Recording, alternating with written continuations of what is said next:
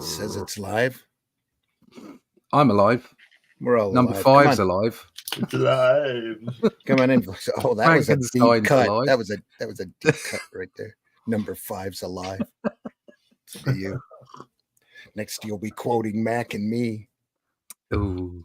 Anyway, come on in, everybody. We see you out there. I'm just gonna run over and fix my Facebook long enough to Fix it. I'll tell you how to fix it. make it public. Yeah, I know. Throw it in the bin. Sometimes I feel the same way. We're public now over on Facebook. The chat is live, folks. The chat is live. We're here for Comics by Night. It's the day after July 4th. That would be the day after Will Smith saved us from the aliens. That's right. Back when he was a better man. Anyway. It means you're a catcher, not a pitcher. Yeah. Welcome to Earth. Comics by Night, folks. Here we go. Holy shit. That is the craziest thing I have ever seen. And I'm Dennis Quaid, and Dennis Quaid has seen some shit.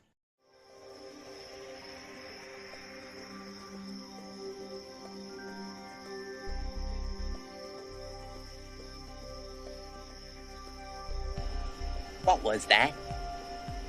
This is not a charade. We need total concentration.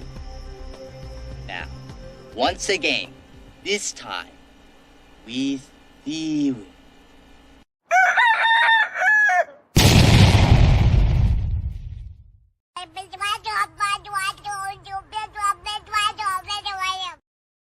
That's right. Come on in, everybody. That's the noise of it. Makes a lot of sense, doesn't it? Too much sense. That boy will never make it in politics. He tells the truth too much. Yeehaw. Come on in, folks. Over here in the U.S., it's the day after Independence Day, and we've got some Captain America to take a look at this morning. This Sunday. So happy. Dug this up. This is a collection of Fighting American comics this Sunday. Take a look at Fighting American and Speed Boy by Simon and Kirby. Great 50s stuff. The start, I think, of the off-kilter kind of imagination that Kirby became known for in the 70s. Some great stuff in there. Great villains. Captain America today, just at the start of Kirby and Simon's career. Some great stuff to see. I'm your host, Randy Zimmerman. You can find my work over at arrowcomics.store, where you can find books such as The Fool, Hero Bot Zero, Calico Shard, and even Alice in Chains. Those books I've written. There's also a lot of other products over there for you to take a look at by great creators doing their best to entertain you, doing some incredible work like Hybrids and Soul Tack and Chrome Dog. Go over there and take a look. Arrowcomics.store. Arrowcomics.store. Also joining me this morning is Mr. Glenn Fleming. Glenn, introduce yourself. Hi, everybody. My name's Glenn Fleming. I'm a writer, artist, and publisher. I spent 40-odd years in graphic design. I've written and published 12 books on different subjects. We've got football, manned spaceflight, JFK, kids' books, travel books, humor books, science fiction, novels, all kinds of things. What more relevant to this show is I've written and published a book about my visits to see Jack Kirby at his home. You can get this on Amazon and New Haven Publishing. And if you want the DVD of the book or thereabouts, just get in touch with me and I can send you a copy. I also publish Comics Unlimited, which is an occasional magazine about comics, 100 pages. That's also on Amazon. We're up to issue 16. And if you go to Fund My Comic, you'll be able to get a copy of my character Hatch's annotated book, which shows lots of published and unpublished artwork, stories about him, how he came to be. And coming soon will be the second book about Hatch. So, keep watching Fund My Comic. Fundmycomic.com, folks. Yes. Also joining us this morning is Mr. Russ Leach. Russ, introduce yourself. Good morning. I am Russ Leach. I am from the UK and I'm a comic book artist. Been around the block a little bit and done some stuff for Warner Brothers, DC, Marvel, BBC, all kinds of stuff. Characters you'd know and love. Right now I'm working on The Atlantean, which is an extension of the work we did, Randy and I, bringing Robert E. Howard's Cull to life through the Shadow Kingdom, a book that we lovingly put together and went out through fundmycomic.com, and there will be a retail version coming out very soon.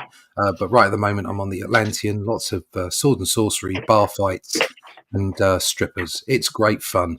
If you want to find out more about what I'm doing, more about the work that I've done, you can go to russleach.com, sign up for the email list, and I can keep you up to date with everything that's coming out, all the projects, and sneaky looks at current artwork that's going on in production.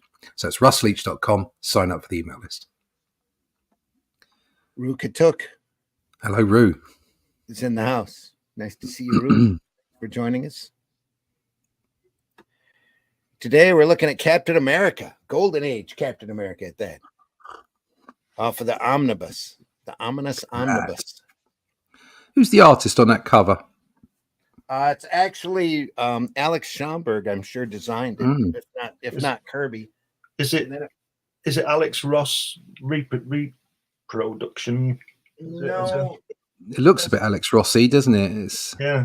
like his work though, that much. Book design. Book design. Nick Design Works. Collection edition. Book design, yeah. Nickel Design Works doesn't give cover credit.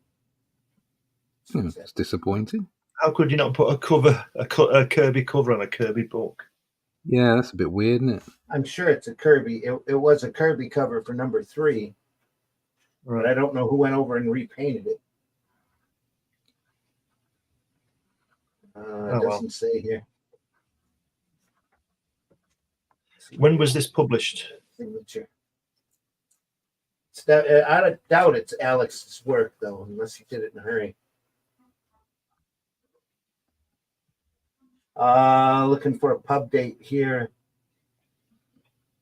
and I'm not seeing that either. It's got to be here in the copyright. Indicia. 1940. 44. I am not seeing it. Oh. I'm sure it's in here. They'd have to go through and recopyright it, right? Yeah. Never mind. 41, 42. I'm not seeing it at all in here. The type also is really small, so it's a little difficult to read. It's like all these omnibuses. I buy them very sparingly because they're so huge. Yeah. Like next to impossible to read when you're sitting on the john. Too much information, Randy. Sorry. I don't need to know that. Well, they're damn big, bulky books. It's like, oh, why are you going to make this format for? You know? I'm going to go in and read a massive book, make sure I get some bran in my food. Bring a coffee table with you. That's what it is.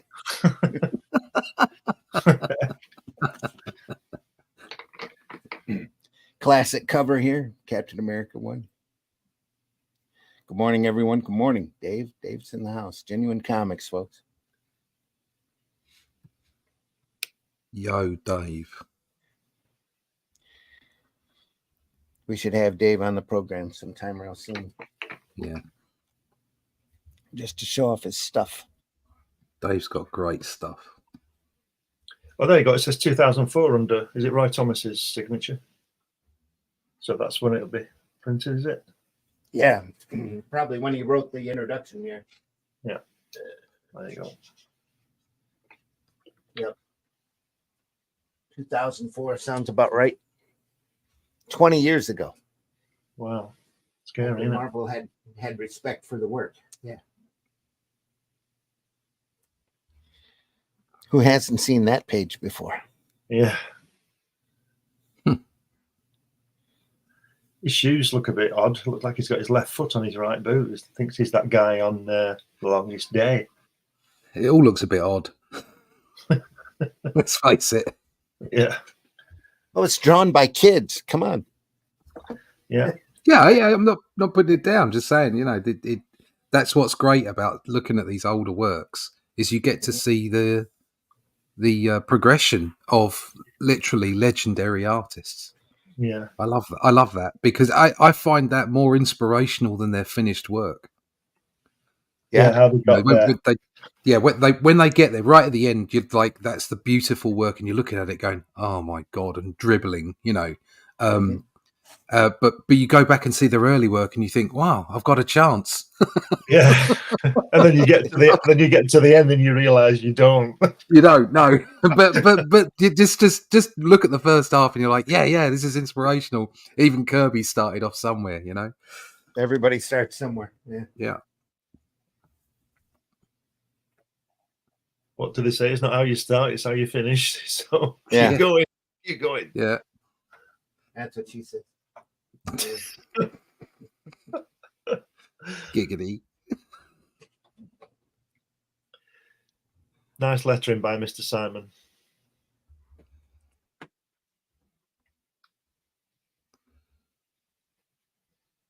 Little half circle panel here. Yeah, that panel there with the half circle that you just pointed at. If you look at the head in it, and then into the next panel, it looks like the kind of thing Kirby would have as a villain several years later. Yeah. With a silly head on their arms, you know what I mean? Yeah. Oh yeah.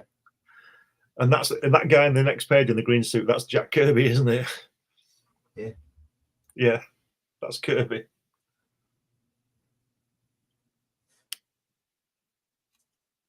Nice picture of taking a gun out of a drawer, though. I'm going to say the gun's bigger than the drawer. Yeah. How did you get that in that drawer? See, Ominous. I don't know whether I can say this or not, but on that fourth panel where it says curios, I thought it just for a moment it said turds. Oh, Turds. turds. Turds. Yeah. Go to the turd shop. Yeah.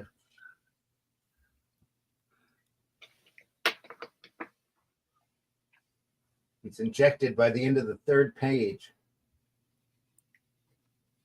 Look at that girl taking the ugly mask off. Yeah. Wow. The guy with a cigarette underneath. Fantastic. Look at that Steve Rogers on the left. It's like Mr. Fantastic, doesn't he? Yeah.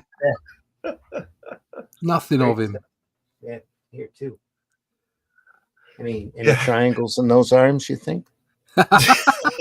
Bless. Stop it. Look at that dialogue there on that bottom left. It says, "Don't be afraid, son. You're about to become one of America's saviors." Oh, okay then. Just stick this unknown thing in me out. Yeah. Observe this young man closely. He I think Luke should write a chapter of one of his comics called Triangles. Yeah. A chapter out of Bro, Luke's not here to defend himself. That's rotten. I was just asking. Anyway.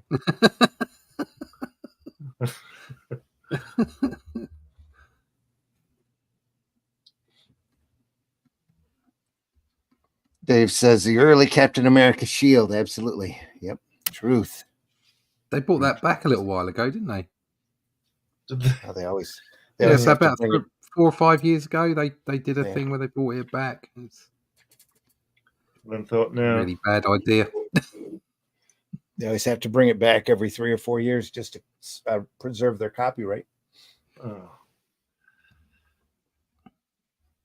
Or because they've run out of ideas. Yeah. So, do you know the story behind Captain America dropping the triangle shield? and picking up the round one instead. Yeah, no, go on. Easier to draw or something. No, there was another character out by the people that ended up becoming Archie in Pep Comics called the Shield. And Right. the guy's chest was pretty close to Captain America's shield, and Archie sent them a letter bitching. So they swapped the triangle for a circle. There you go. Archie do a lot of bitching, don't they? Well, that one worked, get me didn't started. That one worked. That was a good idea. Yeah. Everybody back during this period was really protective about their stuff. Sent cease and desist orders all over the place, like the Amazing Man court case with Eisner and Superman. Superman defended itself and sent cease and desist around. It was just like Fawcett just totally ignored it and restructured the character and kicked out Captain Marvel with a harder fantasy element and pretty much dared DC to sue him. And it took him through the war, after the war, before DC took him seriously enough to sue him. Well, if you think about it, there's millions of copies being sold at this point, and so that's what they were worried about. Insane money being made, for the time. Yeah, crazy money. Well, it's like this book went through, what was it, 900,000? Yeah. I think the print run on it was. Marvel Mystery #1 went through 900,000 on a first print run. Could you imagine producing a comic today that went to 900,000? Yeah. And isn't that what McFarlane did with Spider-Man? Spider-Man was about 1 million, yeah. Yeah. The first one to hit that was the X-Men 1, wasn't it, with Jim Lee? Yeah. And that's still the biggest selling comic, isn't it? Well, in the modern age, technically. In the modern age, yeah. Yep. Back in the 50s, they were selling 2 to 4 million copies a piece of Captain Marvel Adventures, and Crime Does Not Pay was a really big seller at that point. About the time that Fighting American came out. Bucky goes walking into his tent. Yeah. Without knocking. Holy crap. What you doing? Oh, I'm sorry, young lad. I seem to have dropped my towel. Yeah. What's that picture of Wonder Woman doing on the wall? Count. Exactly. I ought to tan your hide. Ooh, okay. Gosh, gee whiz, golly. Bucky says, "Don't threaten me with a good time." Yeah. That's what she said. Oh, you found out my secret, so now you're going to have to go into danger, so I could put you at the front of the battle just in case. Yeah. It's like Fred from Super Chicken. Look at that. And so Bucky's dream is fulfilled as he fights side by side with Captain America against the vicious elements who seek to overthrow the US government. Alternatively, Bucky's innermost desires are fulfilled when he puts on those skin-tight lycra pants. Yeah. And then you immediately jump into an advert to send them money. Send us money now. Captain America. For more lycra pants. Be one of the Sentinels of Liberty. Absolutely. That's fantastic, isn't it? Is that guy playing the piano on the next page? This guy here? No, at the top. At the top. He's playing an invisible piano. Yeah. He's showing off his long fingers. Do you think a pedicure would help? He's got a big head. A lot better than this guy. Out there, isn't he? He Yeah. don't like his fingers. Wow. He's got very small feet as well.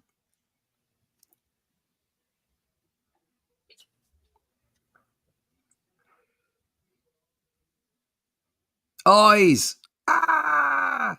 Yeah. Ditko. He's thinking hard.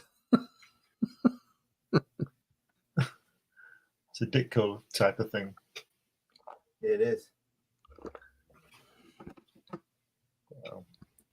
Tell us what he's doing. What do they call it? Remote viewing, isn't he? Yeah. Boom. I always find things like this remarkable. See that explosion on the bottom of the page? That tank blowing up. Yeah, it doesn't look much like an explosion. And then the guy who drew it has obviously never seen a tank explode. And then next week, when he comes back from the war, they look just like tanks exploding because he saw it. You've seen enough of them, yeah. Yeah, he probably caused a few as well. Let's see, Sando and Omar right here coming in at the Olympia. theater.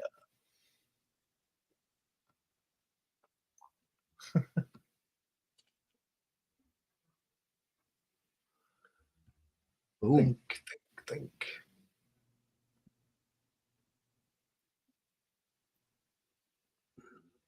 Boom. Oh no. It's a heck of a run in here. Yeah.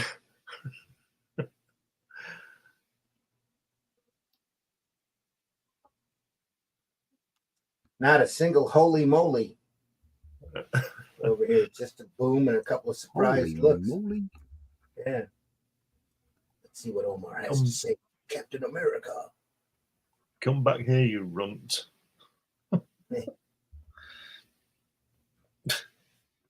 Somebody Bucky size to beat on. Yeah.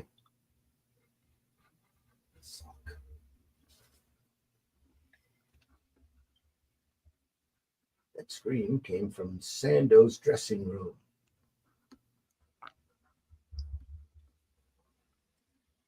Wait up.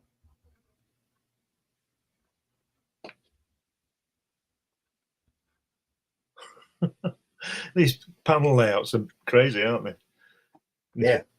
Coming out of them and Still readable here. Yeah.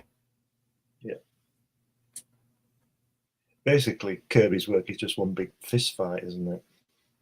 Yeah. You know it's I going to love happen. comics like that. That's why It's I a lot- bought comics. Yeah. A lot of the Golden Age characters were like that, though.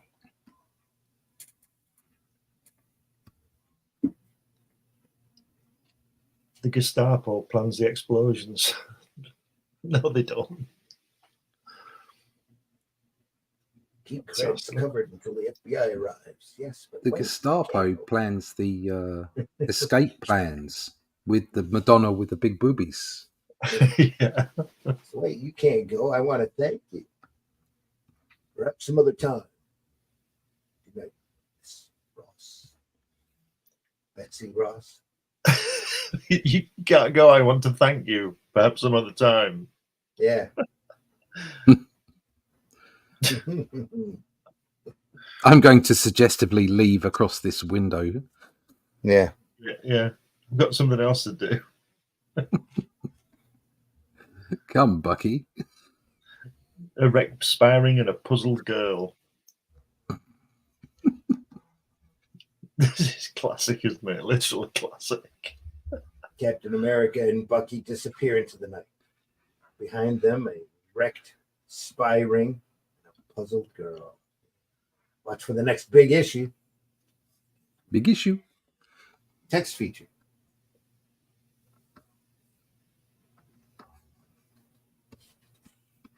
Who knows who wrote that one? Who's was it number 3? Was Yeah, I Stan think Lee's so. first written prose Yeah. piece? Yeah. I would imagine that Jack or Joe Simon wrote that. Probably. I don't think they'd let anybody near it, would they, at the time? Is that the Mole Man? No. Hands, Before Mole Mole Man Man. here. Ooh. It looks like He's a Peter funny Lorre, little doesn't it? geezer. Yes. You know, X20, you know. Yes, mighty titan. Yes. Exactly. Yes. Imagine Peter Lorre. Yeah. Because he'd be big at that time, wouldn't he? Mm-hmm. So it's what, 40, 41? No. Yeah. It's Yeah, 39, 41. 41. You know what I always find out about Joe Simon's inking on these early caps is the way if you look at Peter Lorre's face, how it's all nicely fine and feathering and really nicely done, and then look at his hands, it's like he's not spent any time on the hands. Yeah. And then you get Cap with his lovely fine muscles and everything, and those hands have got nothing on them. And then you drop down to the guy with the skull head, and he's got really nicely feathered hands again and head. Hands are hard to draw. Yeah. Yeah, but he's drawn them, hasn't he? He's only got to do the shading on them. I was seeing, I mean, just filling them in. Yeah. Yeah. But, Unless, of course, he just wants you to go to Peter Lorre's head, which I suppose is what it is. yeah. Don't look at his hands. Yeah. Don't look. Too late. She already took a picture. You're an important man, my dear Adam. Too important for my cause. Too bad you must depart from your friends so abruptly. Admiral Perkins will die tonight. Ooh, it's a bit ominous, isn't it? A little bit. Ooh, a little bit. Ooh, scary. Yeah, it's a G. That guy there, that guy's head there looks like a cross between Heydrich and Himmler, doesn't it? The guy with the pointy nose. Oh, this guy? Yeah. Yeah. Well, it's, yeah, typical even German person. Yeah, big pointy nose. Some interesting brush inking going on there. Kind of like, reminds me a bit of Kubert, older Kubert. Yeah. In technique there. Yeah, it's nice.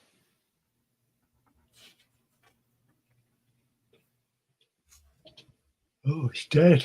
Oh no. It's like you can obviously there are elements that you can kind of look at where some of the composition is a bit squiffy and some of the anatomy and figure drawing is a bit squiffy, but invariably, for the most part, the inking is always done with some kind of aplomb. Do you know what I mean? There's always a nice line to it. Even in the early days when there was, it's like the inking seems to have been almost like a partially technical aspect. Do you know what I mean? Somebody taking some pride in doing that inking job, no matter what was underneath it. Yeah, and not just making it eligible for printing. Yeah. There was something to it. There was an art to it. There was to most of it. There's still some of it that was schlocked out. I'd say to most of it. Yeah, I mean, it's not all of it, obviously, but it's just. I mean, look at that great panel where the guy jumping over the wall, but look at Steve Rogers' legs. See him? Yeah. What's he doing there? What's going on there? At the top, above that one, and when they've got above that one, you just pointed at that one. Look at his legs. Yeah. He's got Mr. Fantastic legs again. This is shape of things to come, literally. I'm feeling a little stretchy. But it's great that way. He's going over that wall, isn't it? That's really effective. That silhouette. That super soldier serum kicking in. Yeah. Nice shot of Bucky here. Pow. Miss me. Boom. Yeah, this was a flaw in those days where they used to do the arrows telling you where to go. That's not very good, is it? Mm-hmm. I'm sure that was a device they picked up from some comic strips. Yeah, it don't work. There's a lot of the real early comic strips used to be chaotic like that, and they'd have arrows pointing where you were supposed to go next, just to help the reader out. I also think we're in this is early on in the art form. Very early, yeah. People are still finding their way, working out how to do this. Even the greats were still, working it out. Well, by the end of the 30s, you had comic strips were rolling really hard. All of these comic book artists are all influenced by those strips. Yeah, well, you had Alex Raymond and all that. Yeah, Hal Foster, Alex Raymond, yeah. Yeah, but strips. But strips, they're not pages and pages and pages of storytelling, are they?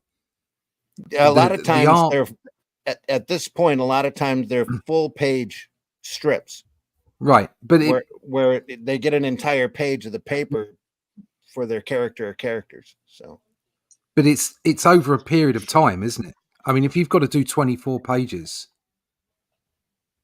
or 18 pages or whatever, and you're just doing one page for a Sunday supplement, or even, you know, whatever it might be, you've got that more time to put into it and think about it. And you know, like you say, those, you know, like Prince Valiant and what have you, it was genius stuff. And you know, Flash Gordon and what have you.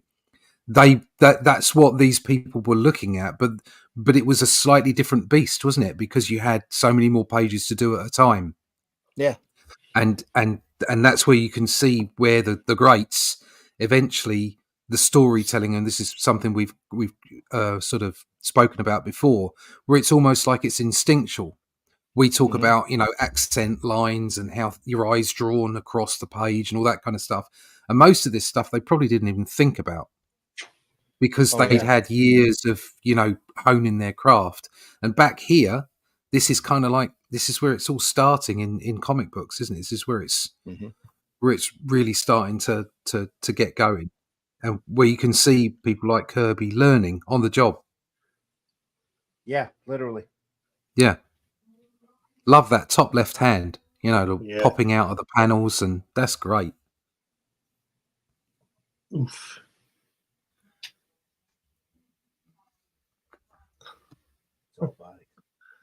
Bang, bang.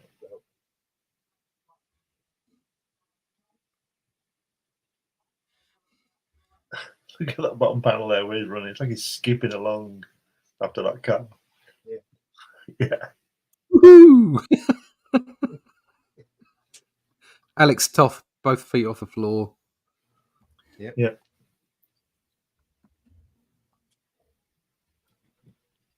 And again, probably comic strip language brought to comic books. Yeah.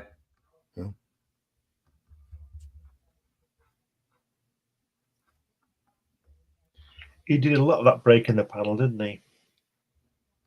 It's playing around, you could see. Because he didn't do it much later on, did he? In the Fantastic Four, nobody ever came out of the panel. Like here, he cut special space to get that hand in. Yeah. And then above, he's drawn that really nice hand, so he's left that as well. Mm-hmm. Yeah. It's that the whole breaking the panel thing is... Sometimes I think, no, don't do it. Do you know what I mean? It's you feel like it's a distraction, and other times you think, no, it's exciting the page. When that, you know, some of that FF stuff and what have you, and some of the early Buscema stuff as well, where it was all on this like 4-panel grid. Yeah. And everything was done inside the panels. And yeah, it is a pretty dull, boring panel layout, but they still managed to make it exciting because of the content of each panel. Oh yeah. And there's a skill in itself just to say, no, it doesn't matter how many panels you put down the page, what they look like. What you draw inside the panel is enough to excite. Mm-hmm. I think that was done because the size of a cinema screen doesn't change, does it? Yeah. I think there's lots of things that went into it. You're right. Just saying, it is a kind of, it's a constant dichotomy. It's a constant thought process in anybody who's doing sequential art on a regular basis. You know, am I popping out the panels? Am I making weird shape panels? You know, should I do that in order to help the page? Is it actually helping the storytelling process? Mm-hmm. And it's a constant reassessment of everything you do every time you do it. I find that anyway. Yeah, nothing wrong with a page design. You know, but the story's got to be told, because I had this with an artist. Oh yeah. When I was doing Indian comics in the 80s. I said to him, "What do you do first?" And he said, "I design the page, the panels." And I said, "I don't think it works. His work didn't work that way, because he had a nice page, but you couldn't follow it. You couldn't, you know, it was all over the place." In my opinion, I said, "We're telling a story here. We're not having a nice design." How nice the page looks as a total has got to come second to the story. Exactly. That guy there with a nice hand who's rolling up his sleeve, that's deceiving because that hand leads you into the wrong panel. It Yeah, does. yeah, Yep. yeah. It looks nice. So it looks nice, but it's not working. Yeah. But like you said, Russ, he's working it out and he's doing this on the job, Yeah. isn't he? He's learning on Yeah. the job. Yeah. Mhm. I But tend to sorry, go on. go on. No, you go. Go on. I was just going to say that even by the second issue, the art's a lot better. Yeah. Yeah. They've improved that much. So sorry, go ahead. No, I was saying that the way I do it is I kind of, especially when I've been given a page like the ones I'm doing at the moment that Randy's given me, they're very open ended. They're just like, this happens on this page, go away and do it, you know? Yeah. And actually it gives me a chance to tell story as well. So I can put extra little bits in of my own choosing, little background elements and stuff like that. But I come at it from, right, what's going to happen on the page? And I start thinking up certain key panels on the page, the content of the panels on those page. And then I think about what the important ones are, the sizes. And then I think, right, how many panels have I got? And then I'll go and draw the panel layout. But that's only after I've thought out where the important pieces are and how big they should be. And then I can say, okay, well, I'm doing a page at the moment where I've got one across the top, then 3 little ones, and then almost half a page because it works for what I'm doing. Yeah. But I had to think about the content before I went to the panel layout. So it's like it's a combination of the two, but that does change. I mean, I had a story recently that I did, and the writer was telling me how many panels were on a page, what was in each panel, and almost the panel layout. Like this panel's got to be a hero panel at the top, and then you're going to have 3 little ones, and then you're going to have a broad one across the bottom, that kind of thing, which is very restrictive. I mean, obviously, you've got to do the job, and I hopefully I made it work really well, and it wasn't like the writer was, no, you must do it exactly like I want it to. He let me sort of, if I was to say, well, that panel doesn't quite work that way, you needed an extra panel in here or something, he was totally fine and okay with that. But he'd written it so that this was this is the way I want it. If you can add to that, that's great. But otherwise, do it like this. So you do have, the scripting can be very different from different people and from different editors and what have you. And it does make a difference as to how you approach, how you produce the page. And that's why the Marvel method is better for the artist. Yes, yeah, definitely. Better for the experienced artist. Yeah, but better for someone who's into storytelling and not just drawing lots of lovely illustrations and doing you have what to know what you're doing. Yeah, you have to know what you're doing to do the Marvel method. And that's, that really obvious. You have to be the writer, don't you? Folks that they had there. Yeah. This is the big debate, isn't it? You have to be the writer. It's okay. I think you have to be a co-writer. Yeah. Yeah, you have to be a co-storyteller. I think that's what you are as an artist, because you're obviously being given the plot, you're being given the direction of where it's going, and you must put certain things in that the writer has told you to do. Otherwise, it all just falls apart. It just becomes a lot of pretty pictures. But it's, as an artist, as a sequential artist, it's down to you to make sure that the writer's vision comes together, that the plot forms correctly, and then it runs in order. And even more importantly, is that people can follow the story without seeing a script. Mm-hmm. And that's why Dave Gibbons is so good when he did Watchmen on top of Alamo's, detailed, was it 100-page scripts he'd get for one issue and all this kind of thing. Yeah. Double space typing. Yeah. And yet look at the amount of storytelling that Gibbons brought to it. Mm-hmm. Yeah. Amazing.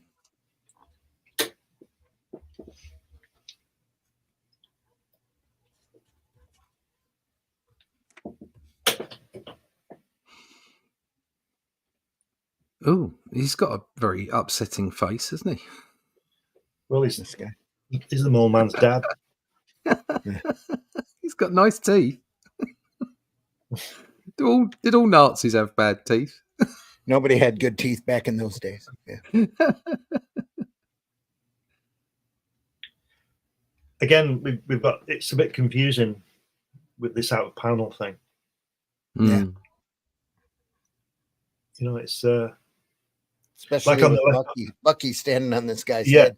Yeah, on the left-hand page where Bucky, side view of Bucky, and they've had to put an arrow to go the way you normally would, because they've continued that circular panel. If they'd have just not done broken that into the top panel, they wouldn't have had to put that arrow. Because Right. to me, that circle links me to that panel to go down. Yeah, definitely. Absolutely. Yeah. So it didn't work there. Yeah. And that's where the combination of the contents of the panel and the panel layout, working together is really important. Yeah. Like as I was saying, like with the later Kirby and the early Buscema stuff, it was much simpler to follow. Yeah. And the magic of having those simple panel layouts is that you really can do stuff in the gutter. Yeah. You really can, because everyone knows it goes from left to right, down and left to right, and there's no other way of it. You can put things in the gutters that you can't put in when you make a layout that's kind of more disjointed or requires you to follow a particular line. Okay, that's not just left to right, down and left to right. So that you can make those things happen in the gutter that you don't need to show and concentrate on the story. I wonder if it was Stan Lee who told all that Marvel stuff in the 60s to be in that, within the panels. I reckon it was. Yeah. Yeah, because it's throughout the book. It's only later when you got people coming in like Barry Smith who would do different kind of panels. Yeah, and Neil Adams. Yeah, and even Ditko would only use a 649, wouldn't he? Or a I think you're right. I think that almost definitely was an editorial decision rather than an artistic one. I think it was just comics of the day more than anything. Well, that would seem weird because like these comics have things, there's lots. Just in the first few pages of this, there's lots going on, and you'd think there would be an evolution from this, whereas it seemed to just be that the panel layouts became far more static. Think they were focusing more on storytelling than stylistic choices? I think the editors were. I think from an editorial perspective, yes, because if you think about it, it did make it much simpler to read. There was no confusion. Yeah. The simpler your panel grid, whether it's 9 or 4 or 6 or whatever, the simpler it is, the easier it is to read, isn't it?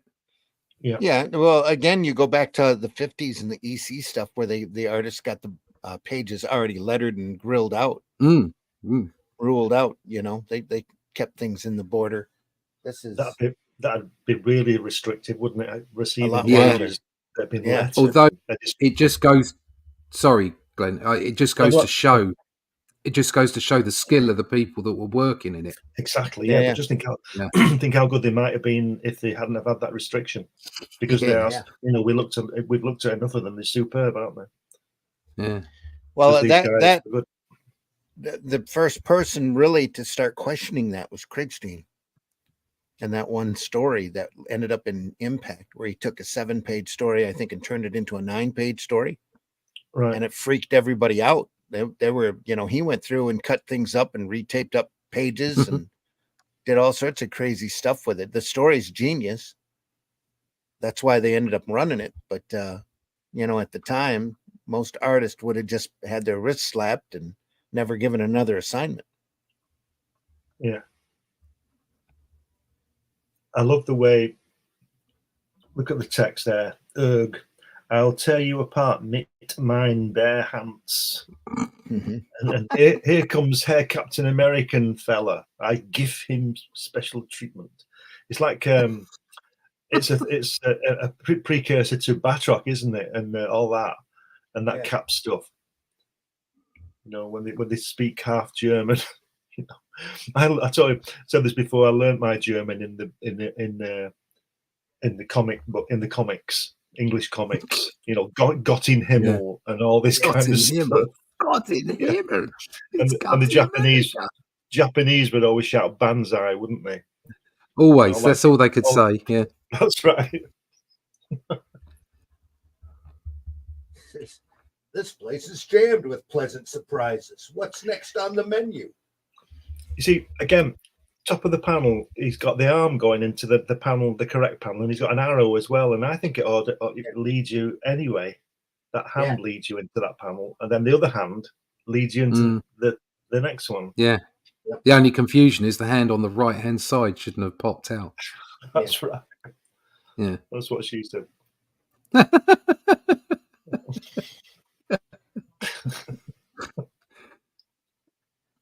Unfortunately, our reckless friend is helpless. However, allow Look him at to sit in for a game of chess. It's a favorite pastime of mine, you know. Isn't it what? Look at what Bucky says. Skip it, Cap. Go to work on that bum. Yeah. Oh, Bucky, you rascal. I thought I'd find you here. I'll be taking you to the Blue Oyster later on. Yeah. I hope you enjoy your surprise. Look at that gun. Where's he going with that gun?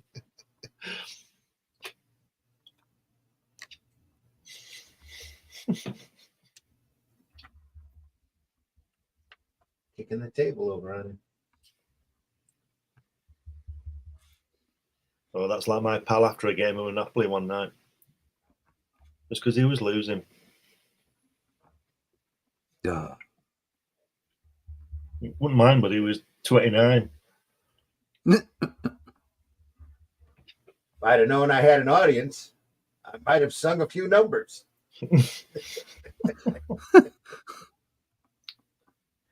Well, I'll be. Kill the Yankee swine. It's loose, not a second too soon. Now I can bash your head in with it. Man, another account settled for Uncle Sam. Man, Wow. I can bash your head in with it. he doesn't really Sock. say that, but that's what he does.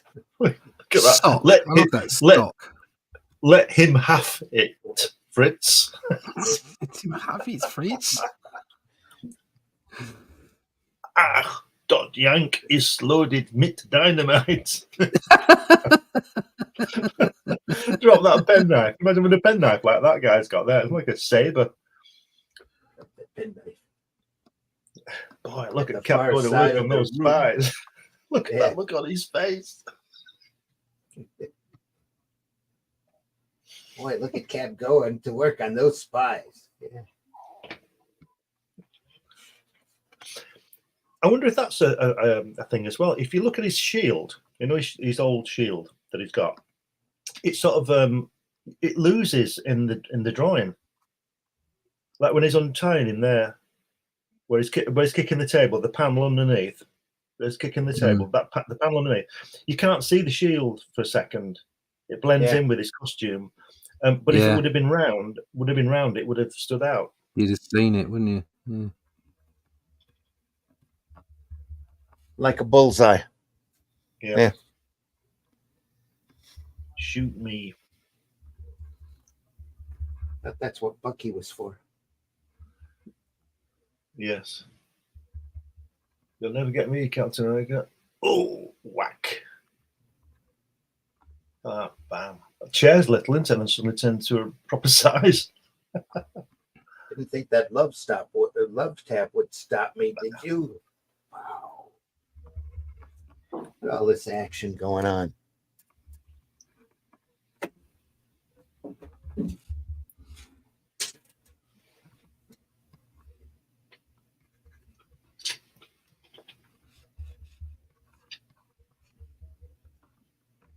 It's a quick little silhouette as they run back to the camp. Yeah. Put on your dress uniform, Bucky. Major Fields just invited us to attend another lecture. What?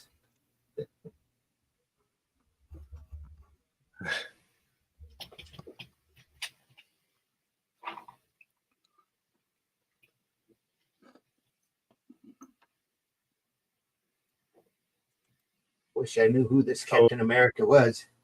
Here's the first Red Skull. With his First World War helmet on. Yeah. You know what those bolts are for on the German helmet from the First World War? See those bolts on the side? Do you know what they're for?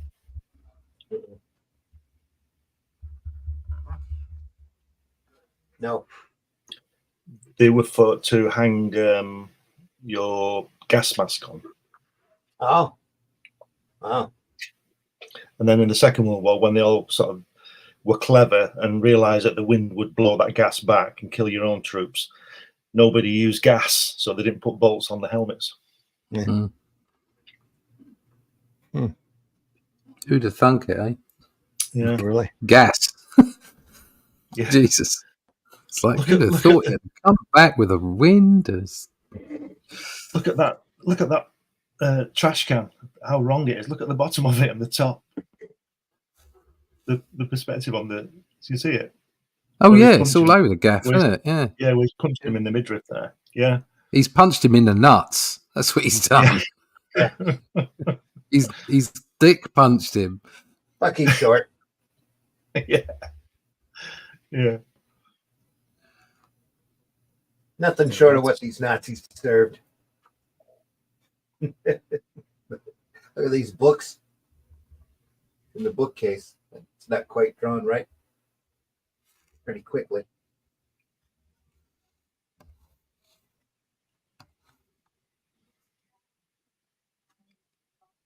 Well, that's bad as well. Look at that second. Look at the first page, the second panel at the bottom. He's talking the wrong way around. The next panel. He says, "Just a prank, Rogers. There's no such person as Red Skull." But sir, the card from the Red Skull. It's the wrong way around. Yeah. Maybe the Major's right after all. No one has ever seen this Red Skull. Still feel something's going to happen.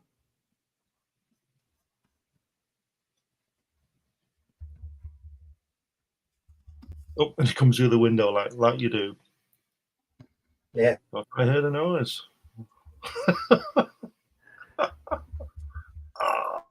You're joking me. Look at that. Look at that. Look at that. Wow. Stare into my eyes, Major. Look until you see that.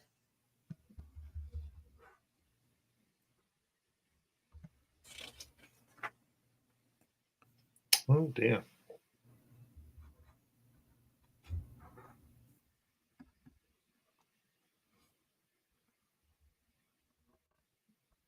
Oh, gee. Oh, gee.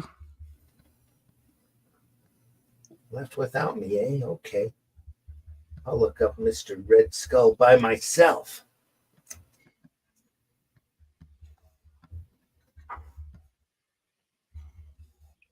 Come on, Bucky. It's your bedtime. Is that policeman in the next panel Adolf Hitler? Look at that. It's like he's got his moustache. Yeah, here. Yeah. Yeah. No one will see through my disguise. Yeah. Ah, so, Top Cat, you're at your old shenanigans again. I have seen through your file. I will know what you are doing, Mr. Top Cat. Oh, O'Malley. Raining dirt. Ooh. Well, I'll be a kid.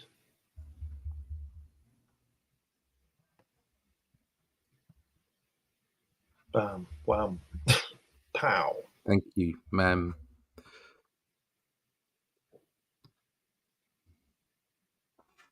Loving that jump. Look at that. He's got long legs. Yeah. It's amazing how long Kirby's legs used to be. Yeah. Yes. Yes. All his legs are really long. That knee should have been about there, and the Yeah. heel should have been about there. This one, too. Just got to draw him until we go outside the panel. And look at that same panel, but look at Bucky. His legs aren't going to his body. Yeah. If you sort of feel it, yeah, it's sort of he should be further going out of the panel, shouldn't he? Mm-hmm. To be fitting those legs. Should be shorter too, but that's a whole nother story. Yeah. This Red Skull guy is different than the one we got later, isn't he? The character, you know, Same character. No, the same character, but I mean, he's the presentation and the way he seemed to talk, and you know, Oh, like yeah. looking to death. He wouldn't do any of that kind of stuff. Yeah. Who's there? It's me, you sap. Get him, boys. Look at that. Look how straight that guy is that he's socked in the green suit. It's like he's laid out. Doink. And the other guys run into the next panel. Like the action here, though. Yeah, it's fantastic. Yeah. It really is sort of a haymaker shot, that, isn't it? He's out, isn't he? The guy in the green suit. Bam. So they think they're winning, do they? I'll be back with more murder. Nuh-uh. That finishes these babies, all except Mr. Red Skull, who seems to have left. So I see. Well, it's too late to chase him now. Let's get back to camp.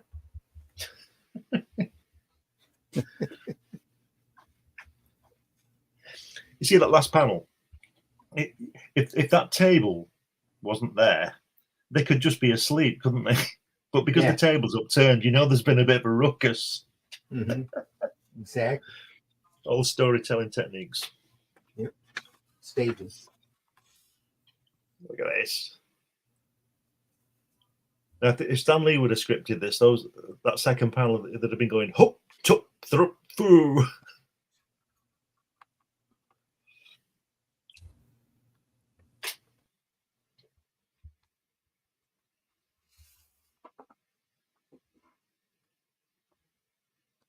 Oh no, on fire. Oh dear.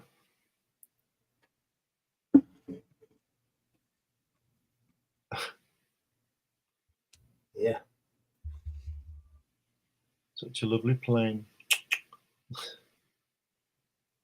Plane my eye. What about the men who died in it? It's like That's you've got a enough, Private smacking Wright. one. Fall back in line. Yes, sir.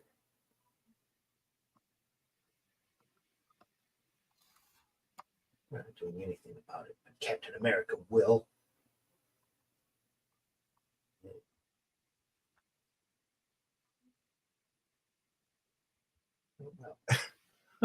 Who's been playing Santa Claus? Yeah. Hello, Mildred. Sorry I'm late. No need to be. I have a surprise. Came for you today. I'm thinking it's a bomb. Nope, it's a letter.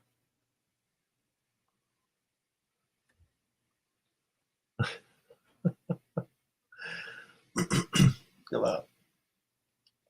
Is this your last night on Earth, Major or General Manor? Already death approaches you. Let's go. Oh no.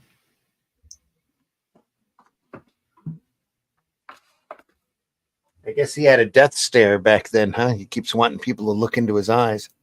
Yeah. And this is still first issue of Captain America, so Skull coming real quick. Yeah. His big nemesis, number one. What was the guy called who created the Red Skull? It wasn't those two, was it? It wasn't Simon and Kirby. It was somebody else, wasn't it? Was it? Yeah, I can't remember the guy's name. Not aware. Let's just have a quick look. See if I can find it. Yeah. I know there was a blazing skull. Right, let's look. Guy whose head was on fire like Ghost Rider. Franz Heron. Just a minute. Created Frank. Red Skull. Yeah, just a second. Yeah, a guy called Franz Heron, Jack Kirby, and Joe Simon. Heron was same age as Kirby, born in 1917, died in 1966, age 49. It says Heron. Simon Kirby hired Heron to write stories for their new creation, Captain America. Blah blah blah. Heron and Simon and Kirby co-created the Red Skull in Captain America Comics #1, March 1941. Okay. There you go. The wonder of the internet. And Pearl Harbor didn't happen until December. That's right. So Yeah. this was produced in 1940 as well. Then, if it's 4 or 5 months ahead, so well ahead of Dated its time. March Yeah. of 41. Yeah. Yeah. So you could tell that obviously the Germans were talk of the town, so to speak. You know, the Nazis, with all this influence in this comic, and then and on the cover he has him smacking Hitler, doesn't he? Yeah. So it must have been in the air.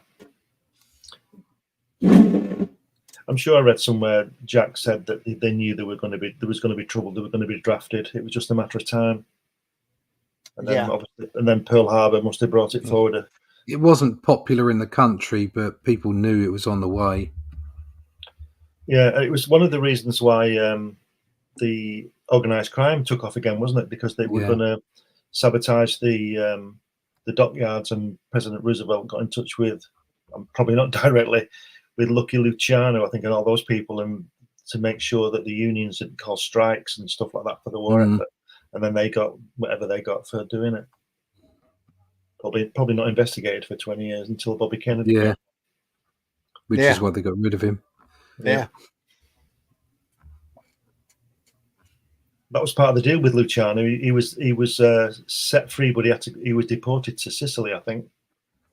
So they sort of let him out of jail. I think that was part of the deal on the docks and things.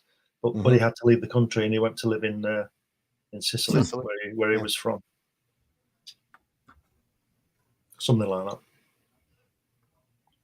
Bam! Look at that top left. What a great. I mean, he's knocked him into the next panel, hasn't he? He has. But to me, the best part about that panel is he's banging his head on that mirror or whatever it is on the wall. You know, as if the punch wasn't enough. He's gone bang. So he's got a sore head. And the Red Skull there is why it's Mr. Maxon. It was old man Jenkins all along. Yeah. We'd have gotten away with it as well if it wasn't for you pesky kids. Pesky kids. Just shatters that mask here. So that wasn't the Red Skull, was it? Not the real Red Skull. No. Yeah. That's what I was saying before. I think it was the character was different. You know, that doesn't make sense. What I think's amazing here is that Cap hit him so hard he had to run to get back to it. Back at him. Take a flying lunge.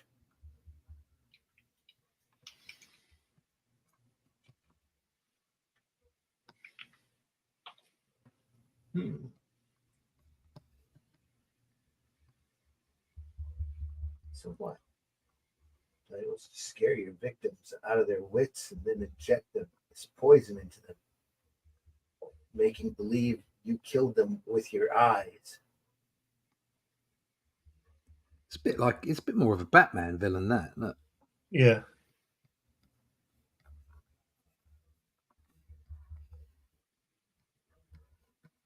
Well, yeah, it's like the thing with the Joker. Every at the end of every Batman story, there in the Golden Age, the Joker died. He just kept coming back. Red Skull was kind of the same way. He'd always get captured or thrown in jail or whatever, and then he'd be back an issue or two later.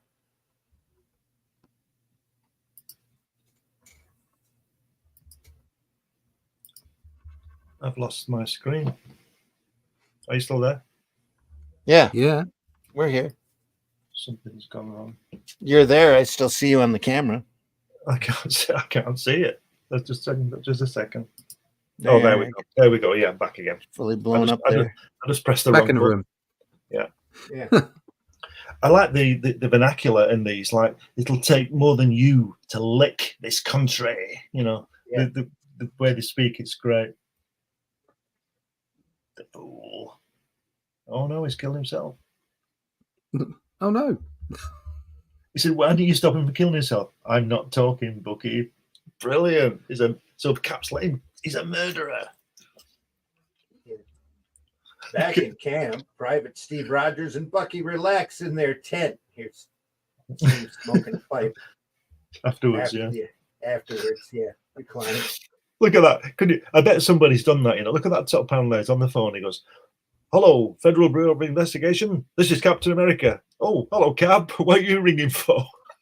Yeah. I just take him on face value. It's Captain America. That's Nobody what I mean. would ring up and pretend to be Captain America. And he says, "I'm phoning from General Manners' home. Oh yeah, I know he is. Yes, he's dead. Yes, so is his killer. He committed suicide. Well, see you later." Yeah. Cut and dry case. You don't have to investigate this one. Our work is done. Come on, Bucky. Back to the tent. Back to the tent. Oh no, Cap, not the tent again.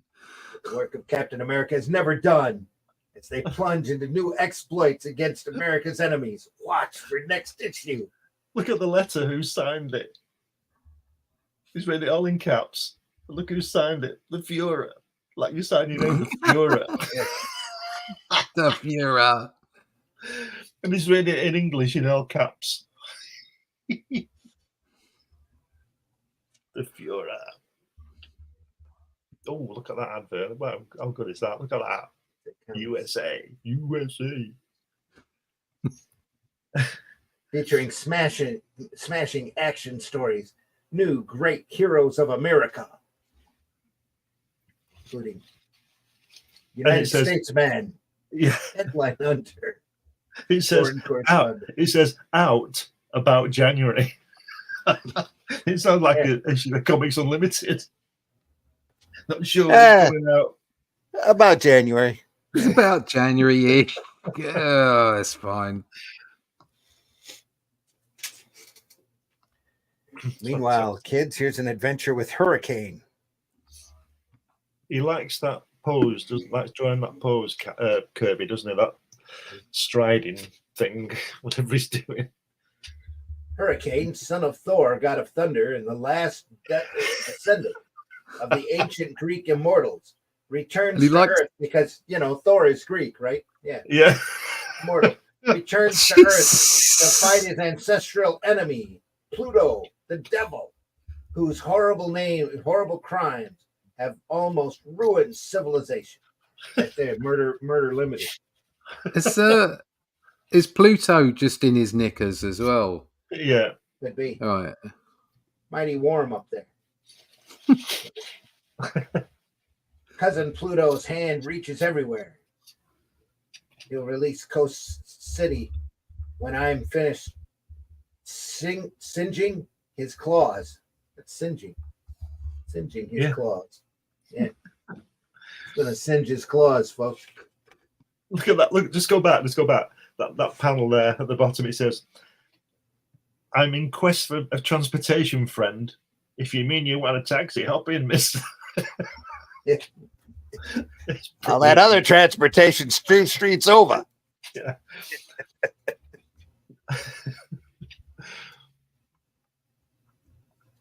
Fantastic.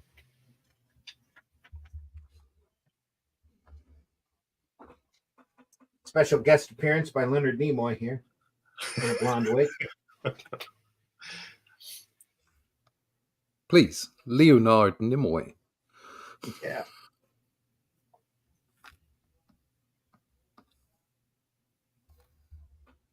Up with him, Copper. You'll never take me alive, Copper. Gabba.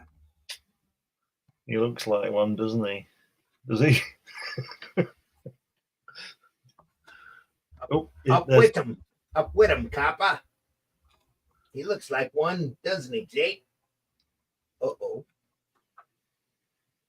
Stow your gats, boys. I'm not a copper.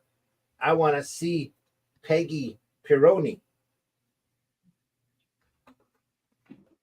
Give me that hat. Taught so. Look at Corky. Look at Cookie. Is that Cokie? Cokie, I think. He's got coils. He's got coils. It's not a copper. Coils. He's a little Lord Fauntleroy.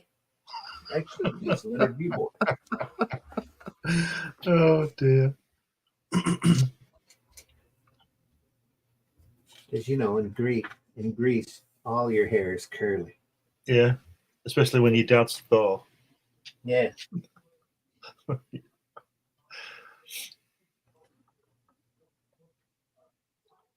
For a killer, you've got a queer looking pen. Hey, dum dum, I'm coming.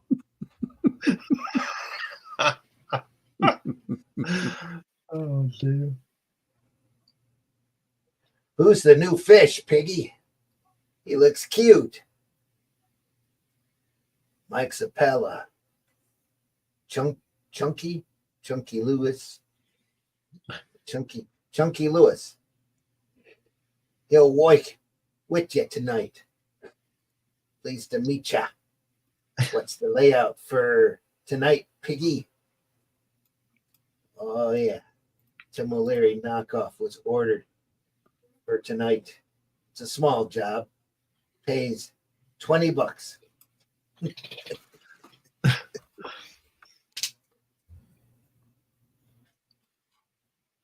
looks like the devil, this guy. And look at his wings on his head. Looks like making him like the devil.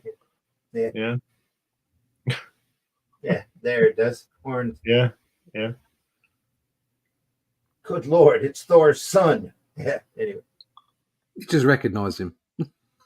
From out of nowhere comes a terrific impact, which sends the bewildered killer crashing into oblivion, a sprawling unconscious mass in a corner of the room. Your It's hands like drip with mortal blood. the silhouette makes him look like Loki, doesn't it? Yeah.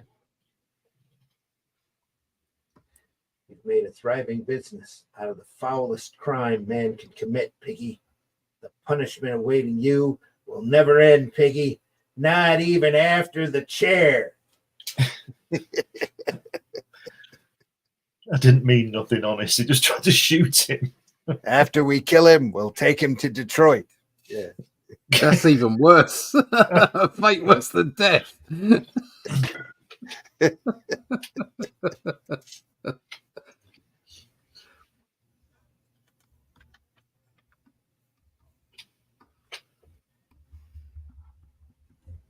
There's a police commissioner in these things, isn't there? Yeah. It's Biggie with wings. The entrance of the tall, majestic figure in crimson visibly startles the swaying sea of merry makers. Let's dance, honey.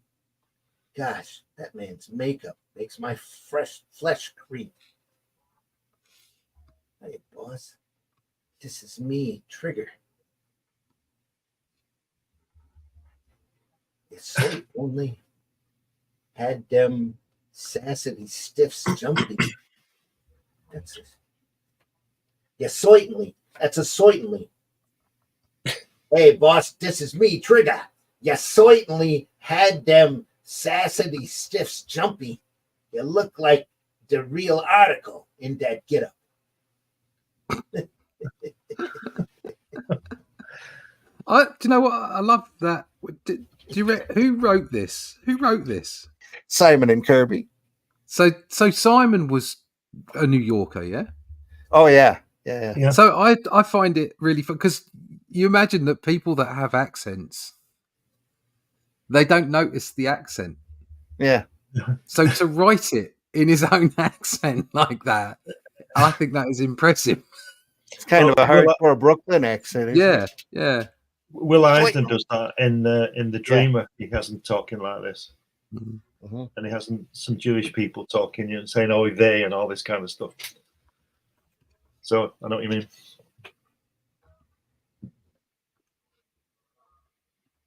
But they wouldn't all be speaking like that anyway, would they? Because they're all, with the fresh immigrants, weren't they? So that have all their own accents and stuff. Yeah.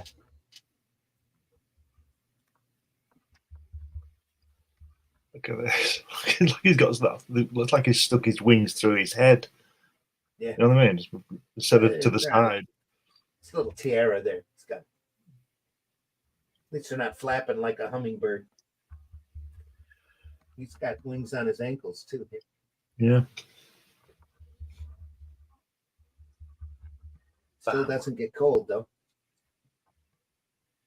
Now I'll attend to you, you bloodthirsty little toad. That girl that guy's caught there looks Yeah. like a beautiful dreamer out of the Forever People. Yeah. Thunderous Wow. roar fills the great ballroom. The terrified socialites find themselves witnessing a battle not meant for mortal eyes. The Vanderpont mansion resounds deafening, blood-chilling battle cries. Hurricane and the devil rush each other in a furious head-on charge. The entire universe seems to explode with the impact of the two colossal figures. You're doing real cosmic stuff even back then, huh? Yeah.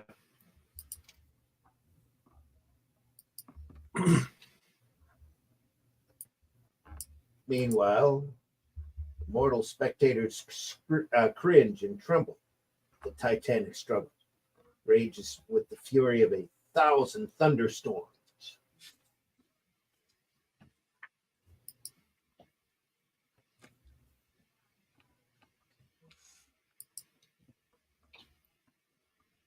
My job here is done. I'm running off now.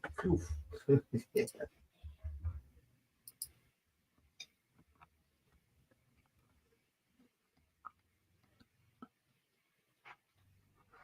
Should close their case at Reagan. Yet somehow, the queer, fantastic side of it still baffles me. Maybe it isn't meant for us to understand. The gang is smashed, the case is closed. This Hurricane's further adventures, the next exciting issue. Followed by the adventures of Tuck, Cave Boy. Cave Boy. Yeah. The last of the shaggy ones. Yeah. Called him Tuck, but the boy didn't realise that Tuck meant Avenger. How would he know that? 50,000 years BC. Attilan, we've seen that before, haven't we? Yeah. Your body sags with weakness, old one. Yet your one eye is alive with words yet unspoken. Speak, wise Ack. His name is Ack, a.k.a. Know you, cub, that old Ack's body weakens fast. Long sleep may overtake him this very night. Listen sharply to his story. Hear every word.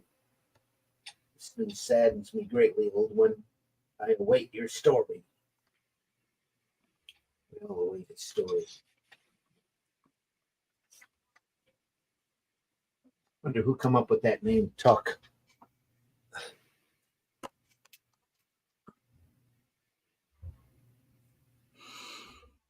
He looks like the guy from the previous story, doesn't he?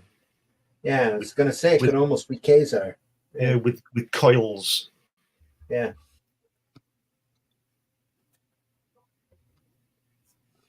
More obvious Foster influence here. Maybe Yeah. a little Tarzan work Yeah. influence in there.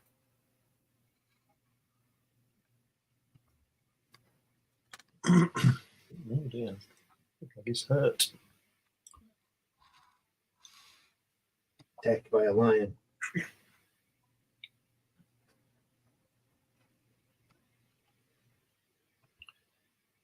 Oh, she's died. No. It's only a hairless cub. Good enough. I'm hungry. Gorix, brain eaters. Tuck thinks and acts quickly. One of his attackers hurls toward the earth below. The other Gorix seizes a boy's hair in brutal grasp and raises his knotted club for the death blow. Above them, strong fingers draw taut a giant bow. The arrow finds its mark in the hairy body of the Goric. Another That's real Tarzan right there. Yeah.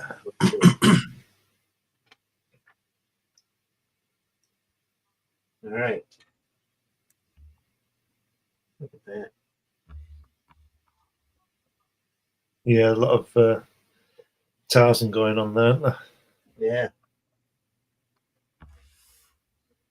Don't miss the next exciting issue in which Tuck and Tanner, the crew, Kroll, Magnan, find fabulous Atlantis. Oh, they're going to run into Submariner finally.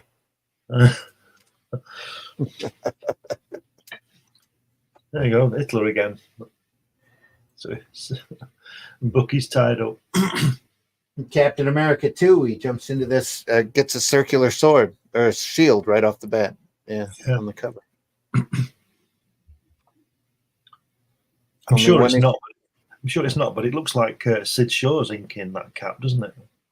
I don't think it is though. I'm sure it's Simon. Yeah.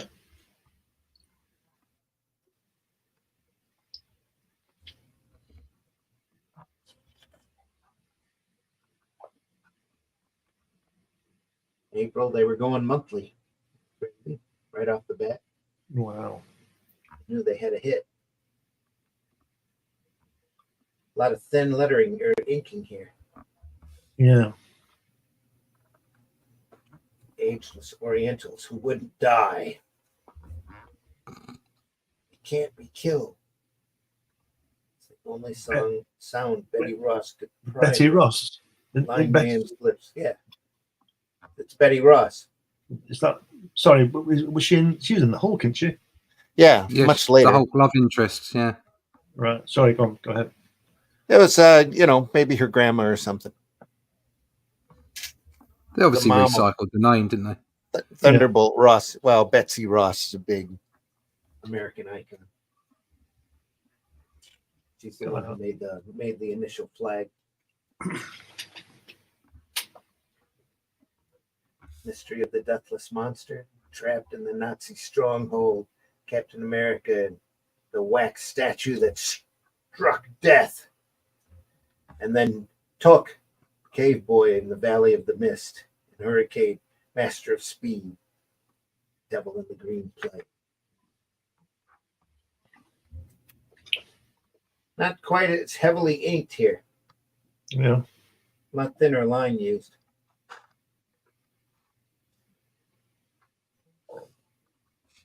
Which makes you wonder how much of this work is shot off the original and how much has been retouched and traced over. Well, there was an interview with Kirby in Comic Scene, I think it was years ago, and he said that Joe Simon would do the lettering, obviously, and then would do the inking, but sometimes Jack would make the line thicker if he felt he needed it. Okay. So maybe this is just Joe Simon inking. Yeah. And Kirby's not had time or whatever to get his brush on it. But he said they used to swap the pages between each other, and if they see something that fix it, they wouldn't tell the other one, they'd just do it, Right. A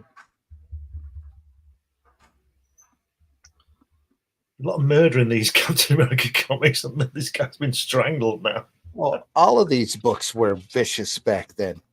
Yeah. And nobody thought anything of it. They came all come off of radio. It's got people dying violent deaths and doing all sorts of crazy stuff. Don't forget that Wortham had a point, because don't forget when after all these came out, there was actually a war. Yeah. So that must be what he thought, because Genghis Khan's men were watching lots of videos, weren't they, and reading comics. yeah, that's right. Yeah. Video nasties and rock and roll. That's what drove all Genghis Khan's men. Yeah, they were listening to Elvis, weren't they? And Led Zeppelin.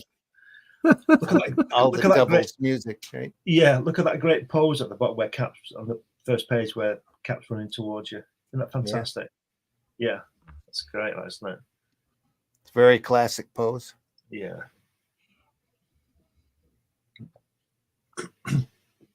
He's already, and if you look above that to the left, where he's hitting that guy, where he's going, the green guy, where he's thumping him with his fist up, that one. Yeah. If you look at the pose of Cap, he's already doing that animation thing, isn't he? He's showing the end of the punch.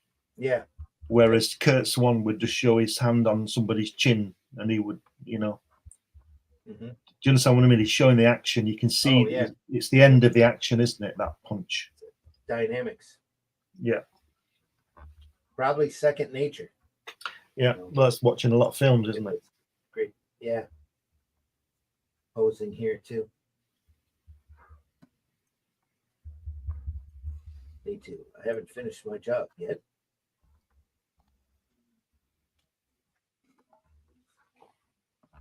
It's a little better. What's he doing with his leg on that bottom left panel there, Bucky? It's like he's tap dancing over the one panel over. Here? Yeah, look at his leg. It's like he's doing a bit of tap dancing. It's twisted. He thinks he's Donald O'Connor. Yeah, it's a little twisted there, stepping back. Makes Steve look like a giant. Yeah.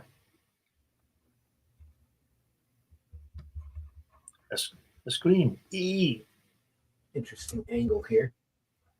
Gun in front.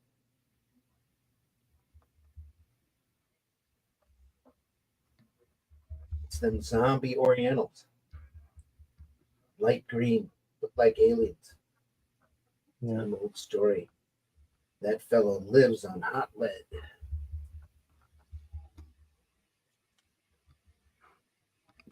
What do they look like?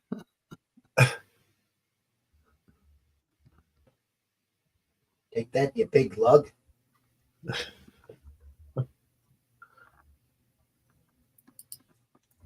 It's a Asian swearing. Is that what that is? Stupid dope. Go into that. You can't. Nearly revealed my secret. The secret of how to actually kill you. Kill you huge masses of ignorance. The next one who defies my orders will meet the same fate. I'm the only man in the world who knows what caused his death. And before anybody else finds out, I'm going to cash in. Rob the banks, kill the cashiers, do anything to get what I'm after. He's pretty He's determined. telling you how evil he is there. I want money, money. Yep. Reign of terror. Doctors are caught in a maelstrom. Death and destruction. Looks like a job for Captain America. There again, that pose for the action. Wham. Yeah.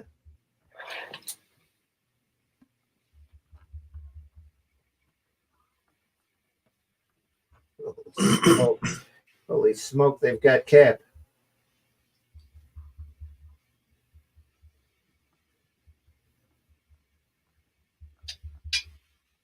So now we come to the torture part of our program. Guess you're wondering where my pets come from and why they can't be killed. Ha ha! I can tell you that much.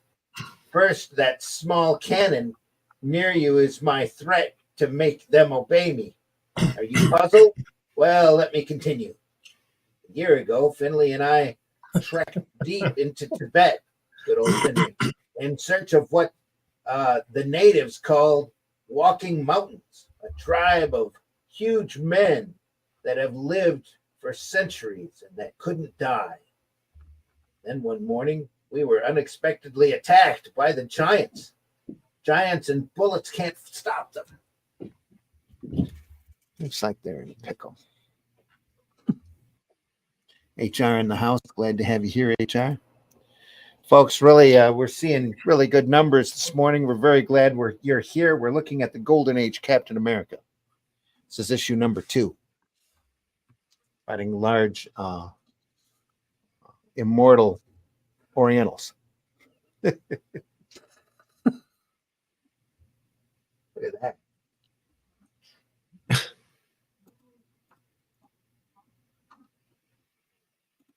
Sprawled. body. Quick jump here. Try again, boys. You missed me that time. Oh, he's swinging. Meanwhile, Captain America has his hands full as he fights desperately to ward off the giants of the Orient. Yeah, he knocks them all over and then goes, set him up in the next alley. Stop that man, you fool. He's heading for the cannon. Stop that man, you fool. There's an alley-oop. Oop. Let's go, Bucky. We're going straight through for a touchdown. Come and get it, you big stiffs. Great stuff.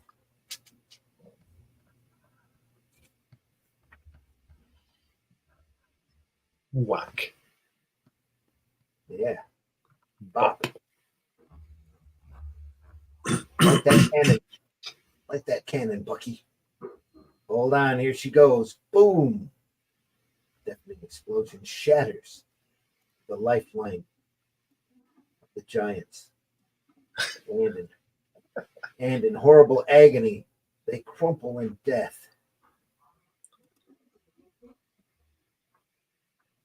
Who knew? It would be a loud noise that would do the. Look at that crazy lettering here. Pretty big. Look at what he says there. He says, holy mackerel, look at all those dead giants. You know, like you do. You know? Like you do. Whoever did this certainly did the country a big favor. Say, this guy's a big banker. His name's Benson. Sure, he was the leader of them giants, betcha. Good thing he got it in the fire. Saved the government an electric bill. Hey, look over there. That's a Captain America guy. I'll bet he and his sidekick cleaned up those giants. Back at camp, Captain America once again becomes Private Rogers. Goes about his work as a good soldier. Shh. They'll think we've been working here all the time. Oh, another misplaced balloon. Bucky says, look who's coming. How many weeks is it going to take to peel those spuds? Yeah. Calls him a blinking loafer. Yeah. Listen, you blinking loafer. How many weeks is it going to take you to peel them spuds? I'm Get going to out work. with the girl. Yeah. Shut up, he says. Yes, sir. He hasn't said anything, has he? The only army. Rogers would be a good soldier if he had Captain America's qualities. Yeah. He's just a slouch.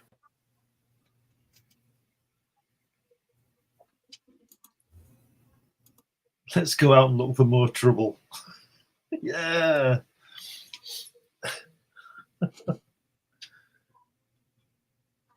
Look for more trouble and adventure. Lead the way, Cap. I'm right with you. Yeah. Captain America would like to hear from you. Write and tell him how you like this book. Address your letters to Captain America. Wow. There's even a message from Captain America.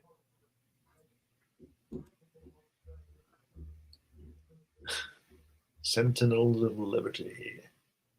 Now it's assigned Simon and Kirby, but this doesn't look a lot like Kirby, does it? No. I mean, it's a nice illustration, but yeah.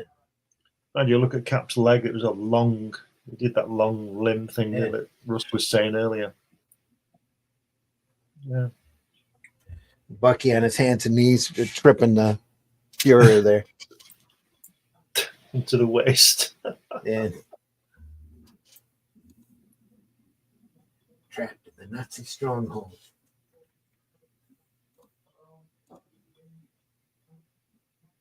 Oh, there you go. Cap dresses up as a woman. Now we're going to Europe. Oh, shucks. Oh, my God. Oh, Lord Fauntleroy there.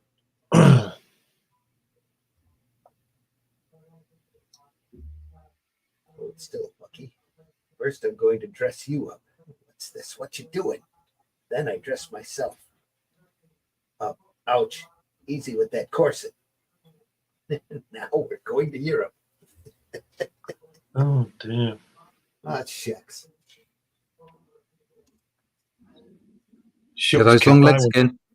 Yeah, shucks cap. I wanted to wear the dress. Yeah.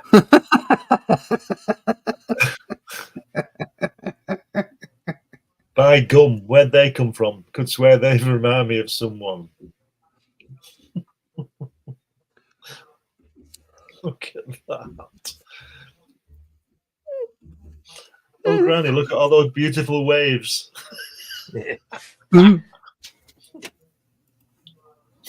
Well, I'll be it. Henry Baldwin. Baldwin's dad.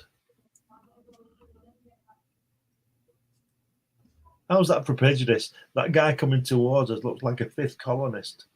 You know, thought we weren't supposed to do that. Yeah. Whack. Tra-la-la-la-la. He punches him in the face. See, Bucky Baldwin is on board and is being followed. I'll say, and boy, am I glad to get out of this Fauntleroy sissy suit. Sissy suits. And they're not going to guess their identities when the woman and the boy disappear and Captain America and Bucky are there. This way, Bucky, time for Captain America to go to work. Hello, ratsies. Ditto. Ratsies. Yeah, he calls them rats. Little ratsies. We got him, Cap. Hey, what's going on here? How can he? Where can he be on a plane? You can't find him. Where can he be? Henry Baldwin on this plane? Well, in Air Force One, they took a whole movie to find the president. I haven't seen that. Where was he? Oh, I don't know. Downstairs in the kitchen or something. Jumped right back into their costumes too. And here's an angry picture of Adolf here. Ooh. The whole world expects you to sign the pact, mit Britain. Dot in return will cause the rest of Europe to fall in line mit der democracies, but you will not. You will not sign their pact. I didn't know that you could speak German, Randy. You will sign with Mussolini. That will swerve Europe to our side, leaving their democracies trapped. Yeah. I'm truly impressed. Just love the dialect there.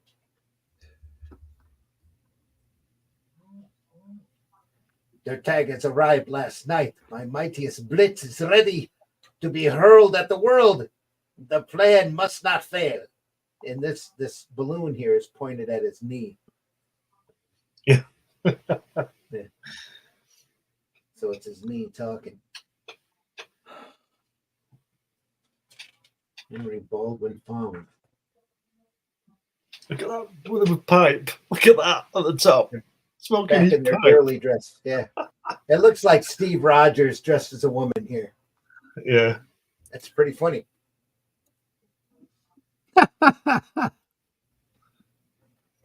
Must be clever. With a monocle. Has he got a monocle? He's got a monocle, yep. And a square chin. Monocle and a pipe and a wig. For no reason at all, other than he can. Exactly. When you cap, you can do what you want. He's always at his best when he's dressed as a woman. It's like Tootsie when he says it was the better part of him or something, doesn't he? There you go. Yeah. Curses. Why, it's Captain America. Curses. Henry Baldwin always carried his cane in his left hand. You hold it in your right hand. Curses. Oh. There's Alec Baldwin firing the gun for the car. Yes.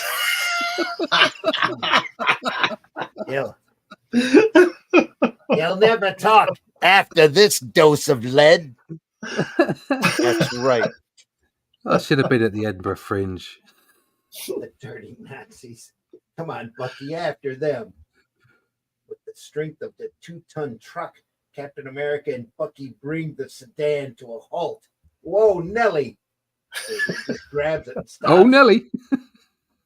Now come out of your hole, ratsies. Smack. Oh, you can imagine having a laugh when they were doing this, can't you?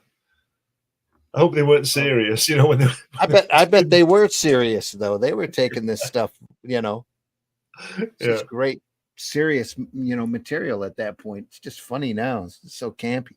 How old was Kirby when doing this? He was in his late teens, wasn't he? No, it'd be 23, 24. 23, 24. Yeah, he's born in 1917, so this is 41. Probably drawn in 40, so he's probably 23. Yeah.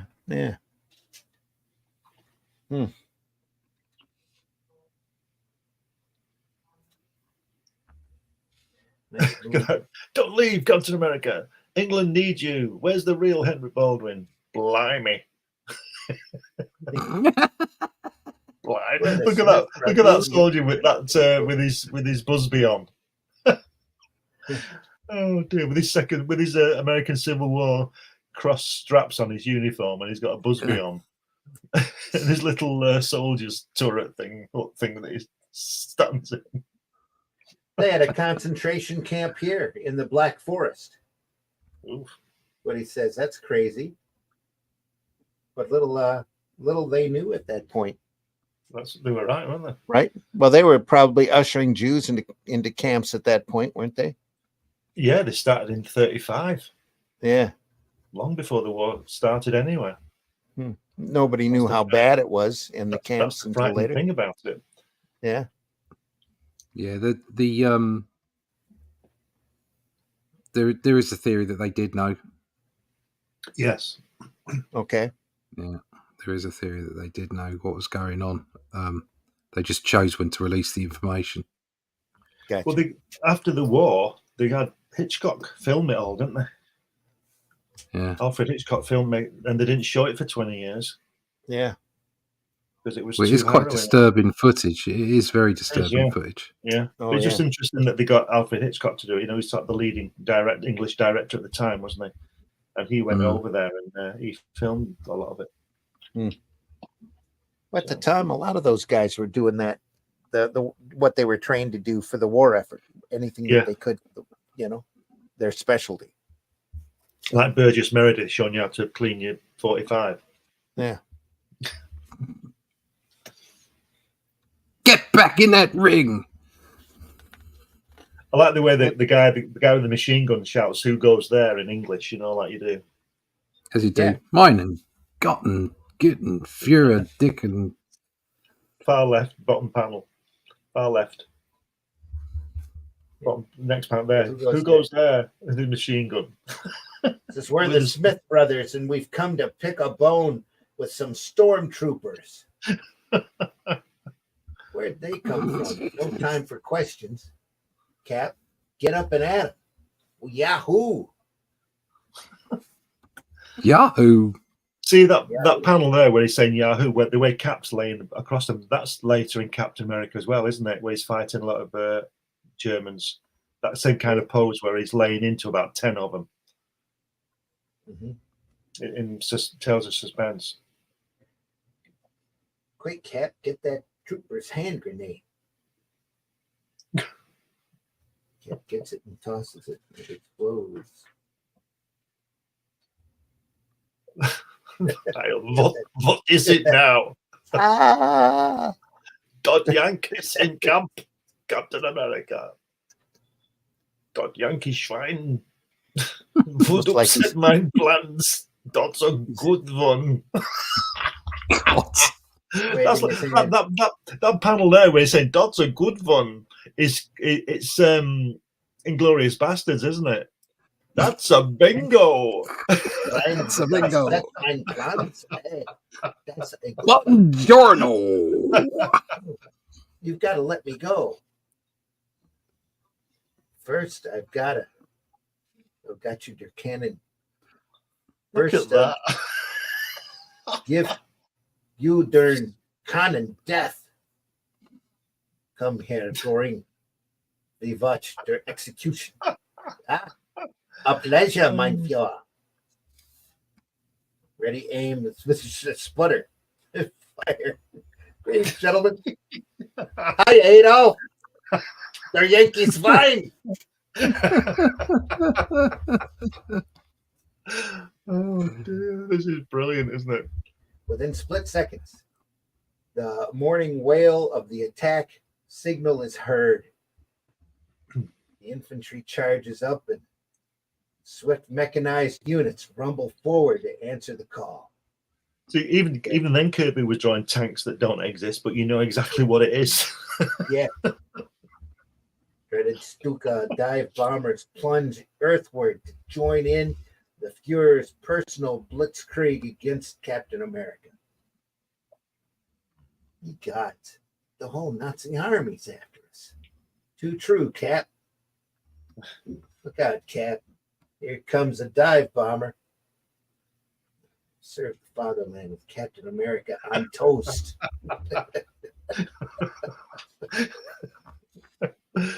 This is brilliant, isn't it? Look at that. Wow. A moment later, Captain Bucky take control of the plane. Look at that drawing there. We've got the stick cap. Look at that. That's a stick. That's Look at not that. suggestive at all. Where's this? Which bit? Oh, which bit? First page, second panel. Yeah. Moments later, Hello. Captain Bucky You smell lovely. control of the plane. I've got the stick, Cap. Can you pilot this great, Cap? Oh dear. No, but there's nothing like learning. You smell of Wow. Germany and fresh underwear. Run for your lives. Oops, I'm afraid I can't handle this winged bronco, Bucky. Those Yankees are devils. Crash.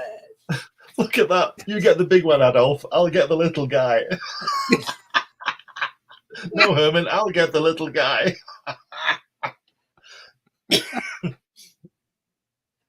Suddenly, Bucky tears forward. Bucky tears toward both of them. Not to argue, boys. You can both have me. Oh dear. Oh, terrible, isn't it? Are you satisfied? Whoosh, oof. Good work, Bucky. Good work, Bucky, my lad. Now we'll get Baldwin. I've forgotten all about Baldwin. Where am I? Germany, Mr. Baldwin, and we'll have you in England before long.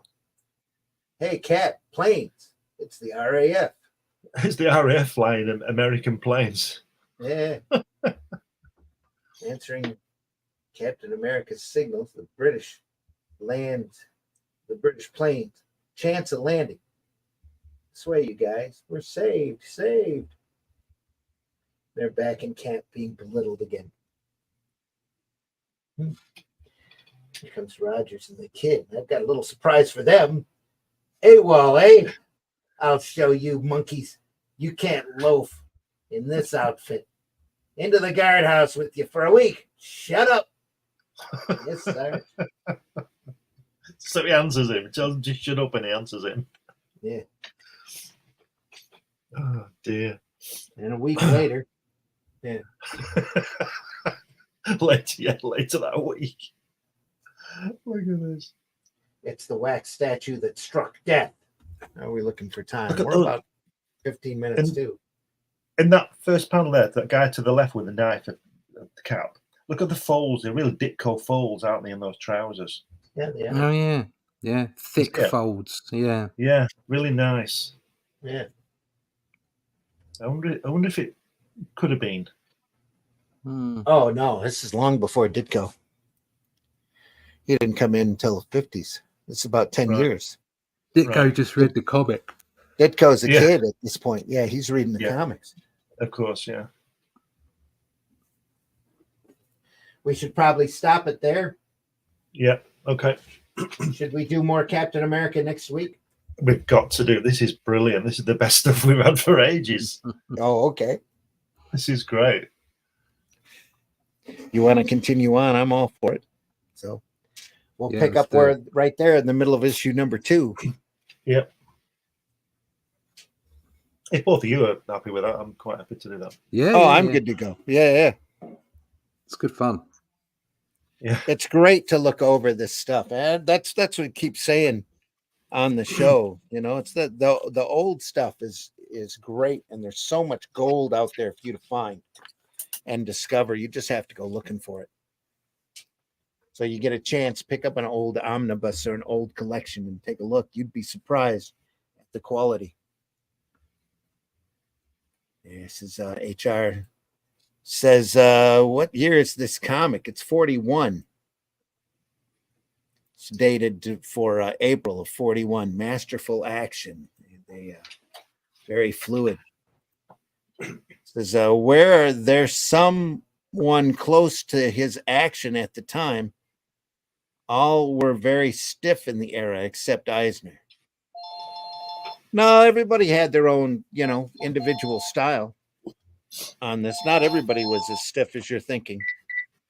People always have these preconceived notions of what a golden age book was like or written like, and they really haven't taken the time to look and to enjoy this stuff like we're doing. Sure, so a lot of it comes off as campy and hokey nowadays, but at the time, this was serious stuff. Yeah. And a lot of these artists were coming off of, wanting to do comic strips and wanting to do their best stuff, but they were caught on a hard deadline that they had to bring this material in by a certain date. It's the Action King early. Yeah, he figured it all out. He was working on it. He goes, gets like all artists, they get better as they go along, It's a lot of really great stuff here. It's So lovely. yeah, more. Go ahead. No, just saying it's lovely stuff. Go ahead. Yeah, a lot of fun. More Captain America next week, folks. We seem to be on a Kirby kick right now. So well, we'll do. Things could be a lot worse. Yep. And if you think this stuff was crazy, just wait until Sunday when we take a look at Fighting American. Ta-da. It says 1950s, Fighting American and Speed Boy. Simon and Kirby at the peak of their abilities, doing this book for Harvey as kind of an imitation of Captain America, but a lot more satirical. Great stuff on the way, folks. We'll be looking at this on Sunday, 9 a.m. Sunday Funnies. So I hope you swing back by and take a look there. Like it says, the Simon and Kirby classic, Fighting American. It's nicely inked, that. It's a nice thick line. Oh, it's the whole, it's all beautiful. It's got the a bit characters. of Steranko to it. It does, yeah. Yep. It does. And the design as well with the flag and everything. This is right at a prime point. Well, this was designed later, probably in the early 2000s when they released the book. But, it's probably based on Steranko then. Yeah, this picture here is cut right out of one of the stories. So, Fighting American on Sunday. Next Friday, more Captain America here. Nice. It's for Comics by Night. There's a lot of stuff to look at. This particular omnibus covers the first 12 issues of Cap, and not all of it was Simon and Kirby, because I think they were fired around issue 10. Yeah. But we'll take a look as far as we want to go on this book. Oh, nice. And then once we're through that, maybe we'll take a look at yeah, we've got to do that. Yeah, definitely. Yeah. Great Western stories, also by Simon and Kirby, done about the same time as Fighting American. So that design of that cover that you're showing there is very Wally Wood type of space cover, isn't it? With that girl in the tube and all that kind of stuff.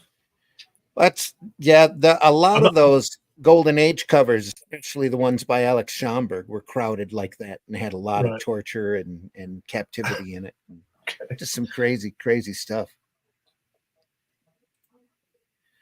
Levi's in the house. It's an excellent show this morning. Thank you. Thanks for being here, Levi. Thanks everybody for being by here early. If you're early, going to get up at 5 a.m. here on my time, you're always welcome to stop by. Make sure you hit that like button, that love button. If you enjoyed this program, tell your friends.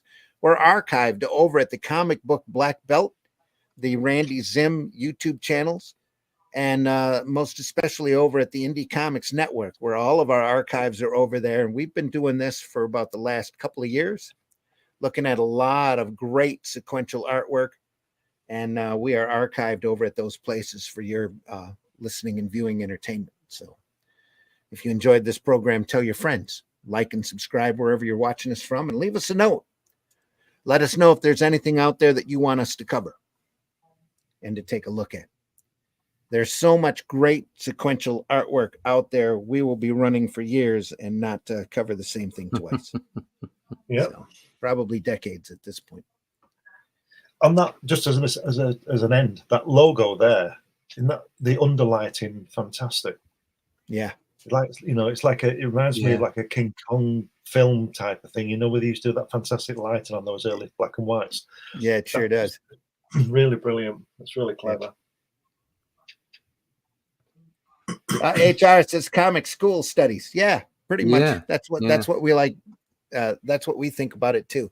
A lot of this stuff inspires us and gives us ideas to make our work better. That's why we do this, or part of the reason why we do this. That and the fact that we love this stuff so much. Glenn, tell folks how they can find you. Yeah, you can find me on these podcasts on Luke Stone on Thursday, this one on Friday mornings with Randy and Russ, and on Sunday afternoons too. You can also find me on Facebook and Twitter, all the usual places. But if you go to Amazon, you'll be able to see lots of my work on there, lots of books and magazines. So put my name in Google and you'll find me. There you go. Russ, tell folks how they can find you.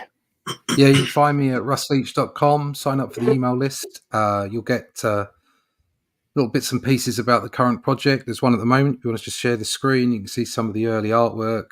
Oh, look at that. There's the bar scene. Oh, a lot of dancing going on there. And moving forward, there's it's forward in the plot.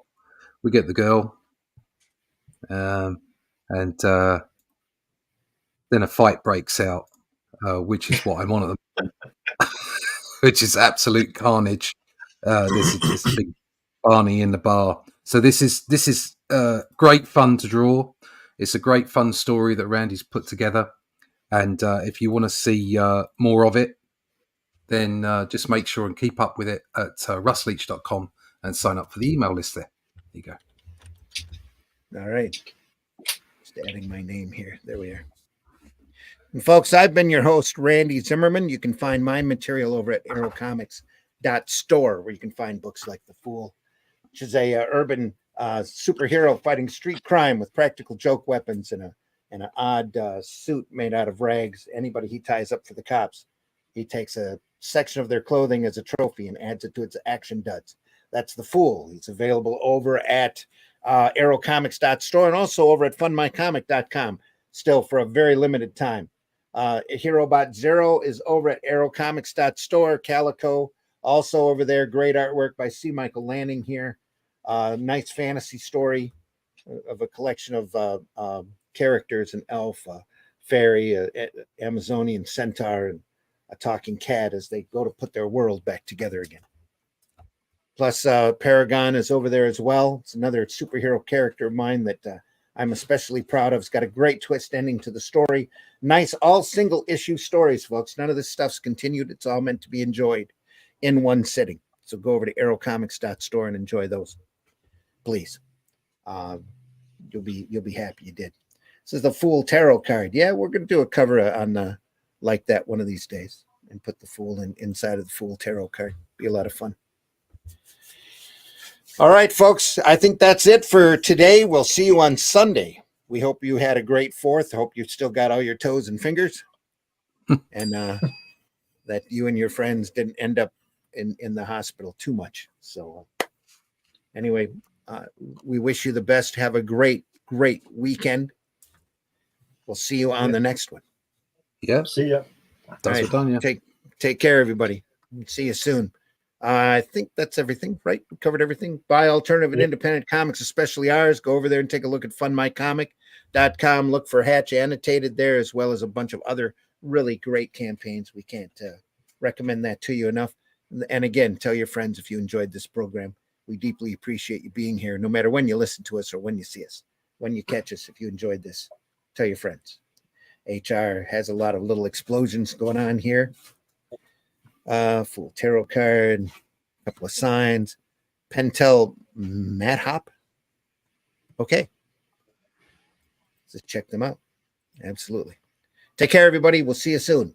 See ya. See you next time on Comics by Night.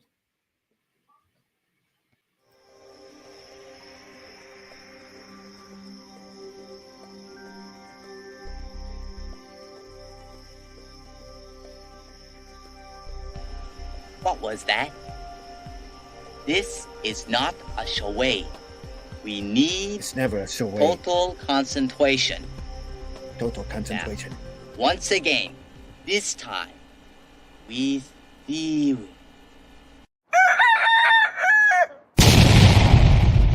If you look at something and there's nothing there, what's the difference of figuring out what it was in the first place?